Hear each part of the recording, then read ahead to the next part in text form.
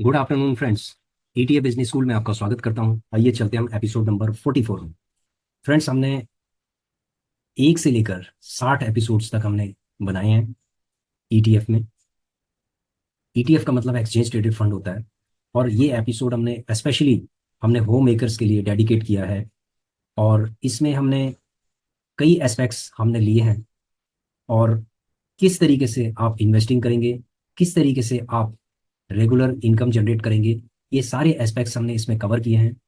यदि आप एपिसोड 1 से लेकर 60 तक आप देखोगे तो आपकी ईटीएफ में आपकी बेसिक फाउंडेशन आपकी स्ट्रांग हो जाएगी। यानी बेसिक लर्निंग है ये ईटीएफ के लिए। और एपिसोड 1 से लेकर 60 के बाद आप समझ जाएंगे कि ईटीएफ क्या चीज़ है और किस तरीके से ईटीएफ में प्रॉफिट कमाया जा सकता है। तो फ्रेंड्स, ऐसा है कि ईटीएफ बिजनेस स्कूल डेडिकेटेड है ईटीएफ इन्वेस्टर्स और ट्रेडर्स के लिए, जो ईटीएफ में इन्वेस्टिंग करना चाहते हैं और रेगुलर इनकम जनरेट करना चाहते हैं। उनके लिए ये चैनल डेडिकेट है। ये स्किल्स बेस्ड लर्निंग प्रोग्राम है। आइए चलते हैं हम एपिसोड नंबर 44 में वंस अगेन। इस वीडियो को यदि आप देखते हो, ठीक है, इस वीडियो को यदि आप देखते हो तो स्टॉक मार्केट से आपको कभी भी डर नहीं लगेगा। ये पुराने इन्वेस्टर्स के लिए भी है और नए इन्वेस्टर्स के लिए भी है। ठीक है फ्रेंड्स, क्यों डर नहीं लगेगा इस वीडियो में जानते हैं कि क्यों डर नहीं लगेगा। ठीक है फ्रेंड्स, देखिए फ्रेंड्स, ऐसा है, हमने एक गूगल शीट हमने प्रिपेयर की थी। गूगल शीट के अंदर हमने 36 ईटीएफ हमने लिए थे। ठीक है, इन 36 ईटीएफ के बारे में हम आपको बताते रहते हैं। लेकिन क्या है कि आप इनके बारे में आप जानकारी ले सकते हैं, बेसिक एजुकेशन आप इसके बारे में ले सकते हैं, लेकिन एनालिसिस आपको अपने आप भी करनी पड़ेगी। सेकंड पॉइंट ये है कि आप 36 के 36 ईटीएफ के अंदर आप इन्वेस्टिंग नहीं कर सकते हैं। आप इसमें से चूज कर लीजिए कोई ऐसे ईटीएफ जो सबसे अच्छे बेस्ट टॉप ईटीएफ हैं, उनको आप चूज कर सकते हैं। तो आज के एपिसोड्स में हम आपको बताएंगे कि क्यों आपको स्टॉक मार्केट से डरना नहीं चाहिए। ठीक है फ्रेंड्स, देखिए, कुछ सेलेक्टेड जो टॉप क्लास की जो ईटीएफ है उनका हम आपको 5 साल का परफॉर्मेंस दिखाएंगे। जैसे सपोज ये हो गया, ये आपका पीएसयू बैंक बीज है। पीएसयू बैंक बीज है फ्रेंड्स। पीएसयू बैंक बीज में आप देखेंगे तो 105 साल का कितना रिटर्न है, 170% का रिटर्न है। इससे पहले भी हम थोड़ा चलते हैं निफ्टी बीज में देखते हैं। निफ्टी बीज के अंदर 116% का रिटर्न है। जूनियर बीज के अंदर 153% का रिटर्न है। मैं 5 साल के रिटर्न की बात कर रहा हूँ। बैंक बीज के अंदर 71% का रिटर्न है। सीपीएससी के अंदर 275% का रिटर्न है। पीएसयू बैंक बीस का मैंने ऑलरेडी बता दिया, 170% का रिटर्न है। इंफ्रा बीस के अंदर 170% का रिटर्न है। गोल्ड बीस के अंदर 94% का रिटर्न है। ऑटो बीस के अंदर 132% का रिटर्न है। कंज्यूम बीस में 132% का रिटर्न है। डिवॉप बीस के अंदर 180% का रिटर्न है। भारत 22 में 214% का रिटर्न है। और मॉन 100 की बात करेंगे तो 192% का रिटर्न है। तो ये सारा 5 साल का, देखो, लॉन्ग टर्म होराइजन का मतलब होता है कि आपको 5 साल के हिसाब से आपको सोचना है फ्रेंड्स। ठीक है, अपना अपना जो माइंड सेट है वो 5 इयर्स के हिसाब से आपको इन्वेस्टिंग करना है कि मैं 5 साल के लिए इसमें इन्वेस्टेड रहता हूँ तो मुझे कोई फर्क नहीं पड़ता। ठीक है, तो ये सारा हमने 5 साल का आपको रिटर्न बताया है। ये सारे टॉप क्लास के ईटीएफ हैं और इनको हमने ऑलरेडी मेंशन भी किया था अपने गूगल शीट के अंदर।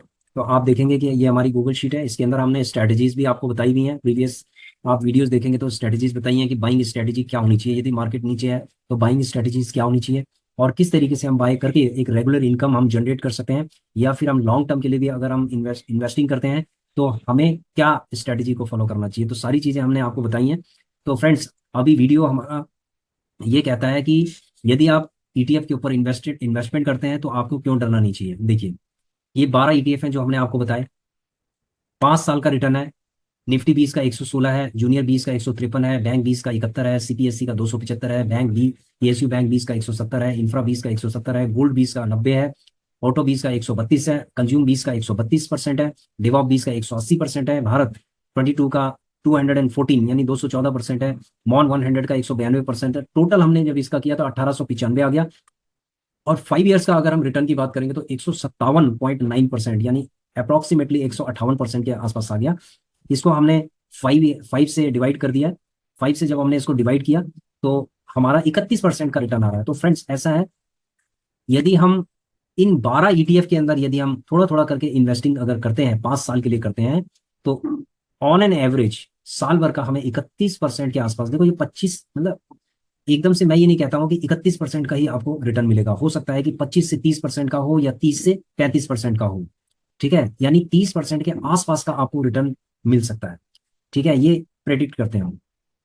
अगर म्यूचुअल फंड की हम बात करते हैं तो वो आपको क्लेम करते हैं म्यूचुअल फंड कि आपको 12% का श्योर शॉर्ट रिटर्न आपको दे सकते हैं एनुअल, यानी 12% का रिटर्न आपको दे सकते हैं। ठीक है, लेकिन म्यूचुअल फंड के अंदर वो लोग इतना कमाते हैं, 30% के आसपास वो रिटर्न कमाते हैं, जिसमें 12% आपको देते हैं, और बाकी जो परसेंटेज ऑफ रिटर्न है वो आप अपनी फीस के रूप में वो लोग ले लेते हैं। ठीक है, इसका मतलब है कि म्यूचुअल फंड को क्या कर रहे हैं, आप अपना पैसा दे रहे हैं।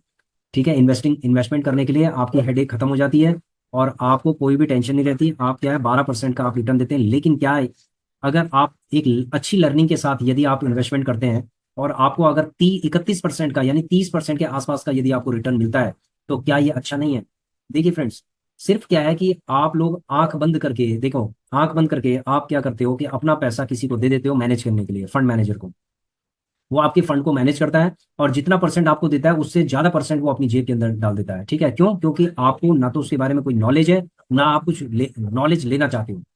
ठीक है, आप जानना ही नहीं चाहते हो। इसीलिए आप क्या करते हो, म्यूचुअल फंड के अंदर आप इन्वेस्टिंग कर देते हो कि म्यूचुअल फंड ठीक है।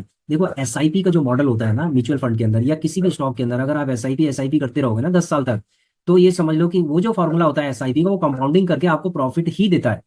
यदि कोई कंपनी अगर बंद हो जाती है तो उसमें कोई कुछ नहीं कर सकता। लेकिन क्या होता है कि अगर कोई ब्लू चिप कंपनी है, अगर 10 साल तक आपने उसको इन्वेस्टिंग आप कर रहे हो, थोड़ा थोड़ा करके इन्वेस्टिंग कर रहे हो बिना किसी म्यूचुअल फंड फंड मैनेजर के भी, तो भी 10 साल या 15 साल में वो रिटर्न आपको देगा ही देगा। समझ रहे हो आप? चाहे आप आंख बंद करके उस म्यूचुअल जो फंडामेंटली स्ट्रांग जो ईटीएफ स्टॉक्स होते हैं उनके अंदर भी अगर आप इन्वेस्टमेंट करते हो, तो भी आपको अच्छा खासा रिटर्न मिल सकता है।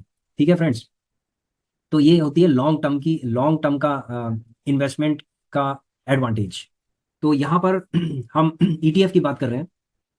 ईटीएफ में अगर आपको 31% एक अच्छी लर्निंग के बाद, यदि आपको 25 से 35% के कहीं पर भी अगर आपको एनुअली रिटर्न मिल रहा है, तो क्या ये बुरा है? ठीक है, ये एफडी से अच्छा है या नहीं है? अब आप कहोगे कि सर ये इसमें तो ईटीएफ के अंदर भी थोड़ा बहुत रिस्क होता है। देखो, रिस्क मार्केट के अंदर है, अगर आप स्टॉक मार्केट की बात करोगे तो रिस्क है, लेकिन आप अपने रिस्क को मैनेज कर रहे हो। ठीक है, आप अपने रिस्क को मैनेज कर रहे हो, आप अपने पोर्टफोलियो को क्या कर रहे हो, डाइवर्सिफाई कर रहे हो। ये आपने एक डाइवर्सिफाइड पोर्टफोलियो तैयार कर दिया है। समझ रहे हो फ्रेंड्स? जरूरी नहीं है कि आप 36 ईटीएफ के अंदर आप इन्वेस्टिंग करो, आप 12 के अंदर आप इन्वेस्टिंग कर सकते हो, थोड़ा थोड़ा करके कर सकते हो। जैसे कितना आप इन्वेस्टमेंट करना चाहते हो उसके हिसाब से आप डिवाइड कर लीजिए, और डिवाइड करने के बाद आप क्या कर सकते हैं कि जैसे सपोज आपको अगर 5,000 का इन्वेस्टमेंट करना है, तो 5,000 का इन्वेस्टमेंट करना है तो उसको 12 से आप डिवाइड कर दीजिए। ठीक है, उसके बाद एक एक दो दो आप क्वांटिटी जिस हिसाब से आपका रेशो आ रहा है, उस हिसाब से आप क्या कर सकते हैं कि एक एक दो दो पांच पांच जो भी रेट के हिसाब से है वो आप इसमें बाई कर सकते हैं। बाई करने के बाद वो धीरे धीरे करके आपका एक ये भी एक म्यूचुअल फंड की तरह होगा। देखो, ये अपने आप में खुद एक म्यूचुअल फंड है। ये अपने आप में एक म्यूचुअल फंड है, यानी बहुत सारी स्टॉक्स से मिलके ये बना हुआ है। और अगर आपने इसको भी अगर पूरा एक म्यूचुअल फंड बना दिया है, ये पूरा आपका एक म्यूचुअल फंड की तरह हो गया है। ठीक है, तो आप थोड़ा थोड़ा करके इसमें एसआईपी कर रहे हैं। जब जब मार्केट नीचे जा रही है, जैसे अभी मार्केट नीचे की तरफ गई है, तो यहाँ पर इंफ्रा बीज अभी नीचे है। ठीक है, उसके बाद है बैंक बीज है, जूनियर बीज नीचे है, निफ्टी बीज अभी नीचे चल रहा है, कंज्यूम बीज नीचे चल रहा है, ऑटो बीज अभी बहुत नीचे चल रहा है। ठीक है, गोल्ड बीज अभी अभी ऊपर है गोल्ड बीज का। उसके बाद है डिवॉप बीज अभी नीचे चल रहा है, भारत नीचे चल रहा है, मॉन अभी ठीक है, ठीक ठाक है मॉन। मॉन का और गोल्ड बीज का भी ठीक ठाक है, बाकी सीपीएससी अभी नीचे चल रहा है। ठीक है, बैंक बीज अभी उस हिसाब से नीचे चल रहा है। तो अभी जैसे मार्केट जब डाउन होती है तो उसमें क्या करना पड़ता है कि आपको थोड़ा थोड़ा करके एसआईपी करना पड़ता है। जब मार्केट बहुत ज्यादा नीचे चली जाती है तो आप जैसे 5,000 का अगर आप इन्वेस्टिंग कर रहे हैं, तो आप उसको डबल कर सकते हैं, 10,000 का इन्वेस्टमेंट कर सकते हैं। लेकिन आपको इन्वेस्टिंग में एक गैप देना पड़ेगा। ये नहीं कि आज भी आपने इन्वेस्टिंग किया, कल भी किया, परसों भी किया, आपका फंड सारा खत्म हो जाएगा। ठीक है फ्रेंड्स, क्योंकि जब मार्केट नीचे की तरफ ट्रेंड बनाती है और आप इन्वेस्टिंग करते जाओगे, बीच में गैप नहीं दोगे, तो आपका सारा फंड खत्म हो जाएगा, और उसके बाद आपका पोर्टफोलियो नेगेटिव हो जाएगा। वहां पर आप पजल्ड हो जाओगे, वहां पर आप ये कहोगे कि मेरा पोर्टफोलियो नेगेटिव हो गया। तो इसलिए जो भी प्रोसेस है उसको आपको फॉलो करना है। प्रोसेस हमने ऑलरेडी आपको बताया हुआ है, इससे पहले वीडियोज आप जब देखेंगे तो इन्वेस्टिंग का हमने आपको पूरा प्रोसीजर आपको बता रखा है। इस प्रोसीजर को आपको फॉलो करना है। यदि आप इस प्रोसीजर को फॉलो करोगे तो इसका मतलब है कि आप थोड़ा थोड़ा करके इन्वेस्टिंग करोगे, और रेगुलर इनकम भी आप इसके अंदर जनरेट कर सकते हो। तो ये रिटायर्ड लोगों के लिए और होम मेकर्स के लिए बहुत बढ़िया है, रेगुलर इनकम जनरेट करने के लिए। और देखो, कुछ सब्सक्राइबर्स का ये कहना था कि सर सिलेक्टेड हमें कुछ ऐसे ईटीएफ बताइए जो बहुत ही ज़्यादा स्ट्रांग हो, और जिनको हम लॉन्ग टर्म होराइजन के लिए हम अपने पोर्टफोलियो के अंदर हम रखें। ठीक है, ये जो 12 ईटीएफ हैं, इसके अंदर आप लॉन्ग टर्म भी आप ले सकते हैं, और आप इनके अंदर रेगुलर इनकम भी जनरेट कर सकते हैं, क्योंकि जितना गिरेंगे उतना आप उठाते जाओ, इनको उठाते जाओ, कोई दिक्कत नहीं है। ठीक है, आप उठाते जाइए, लेकिन एक प्रोसेस को फॉलो करके ही आपको उठाना है। ठीक है फ्रेंड्स।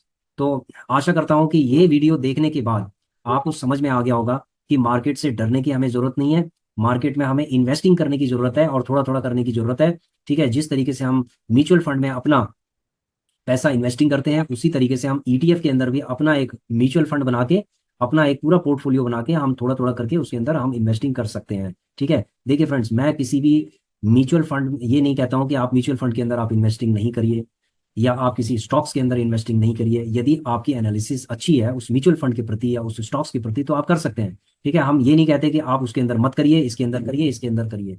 ठीक है, मैं हमेशा आपको मना करता हूँ, यानी रिकमेंड करता हूँ, not for play not for gambling.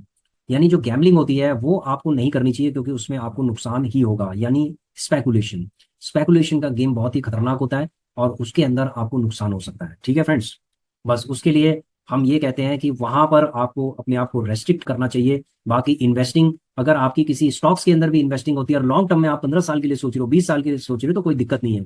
यदि आप म्यूचुअल फंड के बारे में भी अगर सोच रहे हो और लॉन्ग टर्म के लिए सोच रहे हो, तो उसमें भी कोई दिक्कत नहीं है। लेकिन हम यहाँ पर सिर्फ ईटीएफ की बात करते हैं कि ईटीएफ के अंदर यदि आपने एक अच्छा पोर्टफोलियो तैयार कर दिया, तो यहाँ पर आपको प्रॉफिट ही मिलेगा। ठीक है फ्रेंड्स, तो मैंने एक एक करके आपको ये जो बताए थे परसेंटेज ऑफ रिटर्न, आप भी अपने एनालिसिस कर सकते हैं। आप एक एक ईटीएफ को, ये जो 12 ईटीएफ मैंने आपको बताए हैं, आप इसकी 5 साल की जगह आप 10 साल भी आप इसके अंदर देख सकते हैं। इनके रिकॉर्ड को, इनकी हिस्ट्री को आप चेक कर सकते हैं। पूरी हिस्ट्री को आप चेक करिए इन्वेस्टिंग करने से पहले, और देखिए कि वास्तव में ये आपको लॉन्ग टर्म में प्रॉफिट दे रहे हैं या नहीं दे रहे हैं, क्या कर रहे हैं। लेकिन हमने जो प्रैक्टिकल चीज़ है वो आपको समझा दी है, और बेसिक फंडामेंटल हमने आपको इसका बता दिया है कि किस तरीके से ये जो 12 ईटीएफ है आपको रिटर्न दे सकते हैं। ठीक है फ्रेंड्स, तो आशा करता हूं कि ये वीडियो देखने के बाद आपको बिल्कुल भी डर नहीं लगेगा। यदि ये 12 के 12 ईटीएफ चाहे जमीन के अंदर भी घुस जाए, तो भी ये आपको रिटर्न बना के देंगे, क्योंकि ये जो 12 ईटीएफ हैं ये हमारी पूरी भारत की इकोनॉमी को रिफ्लेक्ट करते हैं। ठीक है फ्रेंड्स, ये भारत की इकोनॉमी को रिफ्लेक्ट करते हैं। और यदि ये ईटीएफ नीचे गिर जाएं, तो इसका मतलब ये नहीं है कि इकोनॉमी आपकी डाउन हो गई है। करेक्शंस होता है मार्केट के अंदर, एफआईज डीआईज मार्केट से अपना प्रॉफिट लेके निकलते हैं, तभी वो मार्केट को नीचे गिरा देते हैं। ठीक है फ्रेंड्स, जब वो मार्केट को नीचे गिराते हैं तो उसके बाद दोबारा से वो फंड को इंजेक्ट करते हैं। जब दोबारा से जब फंड इंजेक्ट हो जाता है, तो हमने जो लिया हुआ है डाउन में, वो भी हमारा उनके साथ साथ ऊपर चला जाता है। तो जब वो प्रॉफिट हो जाता है, तो हम क्या है कि या तो हम प्रॉफिट लेके निकल जाएं, या फिर हम इन्वेस्टेड रहें। ये आप लोगों की चॉइस है, हमारी चॉइस है कि हम ईटीएफ के ऊपर क्या करना चाहते हैं। ठीक है, यदि हम प्रॉफिट ले लेके रेगुलर इनकम कर करके हम अगर मान लीजिए हम री इन्वेस्ट करते हैं उसको, तो उससे क्या होगा कि हमें बेनिफिट हो सकता है। वो हमारी अपनी स्ट्रैटेजी होगी कि हम रेगुलर इनकम जनरेट करना चाहते हैं, या हम 15-20 साल के लिए हम इन्वेस्टेड रहना चाहते हैं, थोड़ा थोड़ा करके और इन्वेस्टमेंट करके हम अपना एक बहुत बड़ा पोर्टफोलियो बनाना चाहते हैं। ठीक है फ्रेंड्स, आशा करता हूँ कि आप लोगों की समझ में आ गया होगा। तो thanks for watching our video, please share, subscribe and like our channel. Thank you.